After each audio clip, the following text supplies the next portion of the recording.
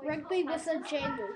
Fitty and his sister Malaya lived in a small village in Samoa. Every day after school, Fitty and his friends played rugby. None of them owned a rugby ball, but that didn't matter. Sometimes they played with a jandal. Sometimes a piece of wood, once they even tried a coconut. But a hard coconut was too hard and heavy. A jandal was better. There was no rugby field on the village. Instead, they played on the grass beside Fitty's house. A pua and a pau tree made one set of goalposts and two old shoes placed at the other end. Fitty's dad was the coach. He sat in the shade of the pua tree and shouted, "Come on, Fitty, dive for the legs." Pass the ball to Leo. Then he yelled at Myla, "Faster, Malaya, faster." Fatty knew all the tricks.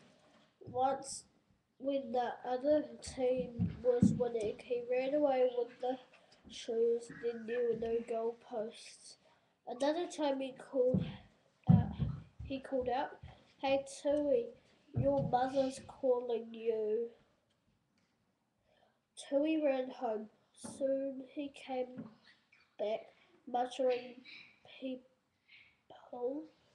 One day, Fitty dived for Leo's legs and missed. His hand grabbed Leo's lava.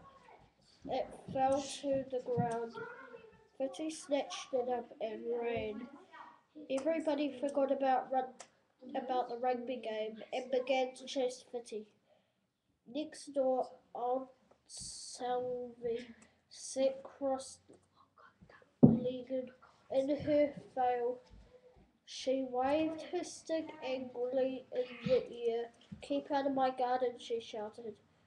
"Just look at my lawn, all chewed to bits. Go home and let an old lady have some peace." But the best days were rainy days, when the rugby field became a sea of mud. Fitty loved the feel of the warm rain. His skin, he ran, he dived, he skidded, and he dodged. He rolled. Afterwards, Fitty and Myla would stand under the tap, washing the dirt off their clothes. Then Fitty's family decided to shift to New Zealand. It was hard saying goodbye. Fitty and Myla sat down on the steps and thought they wanted to give their friends something special, something extra special. On their last day in Samoa, Fitty's friends came to his house. Some brought coca, some brought baskets, some brought oh, some just came to say goodbye. But Leo gave Fitty a New Zealand $10 note. Malaya went inside and came back with a large parcel. "This is our present for all of you," she said. Fitty nodded. Leo tore off the paper. A rugby ball, a real rugby ball. He couldn't believe it. On the first day of school in New Zealand, Fitty watched the kids playing rugby. It looked different from back home in Samoa. It was mostly boys who played.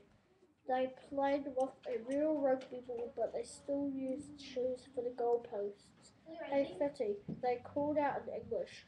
"Do you want to play?" Fitty hesitated. Perhaps the rules were different. He wasn't sure if he knew how to play New Zealand rugby. "No, I'll just watch." All that week, Fitty watched while his classmates played. All week he sat on the steps remembering his friends back home. When Friday came, Fitty was sitting on the steps, finishing his lunch. Suddenly the ball came flying towards him. "Grab it, Fitty," a voice yelled. Fitty picked up the ball. He ran onto the field. He ducked, he dived, he dodged. He didn't know whose team he was in, but it didn't matter. He dived for goal. Hey, Fitty.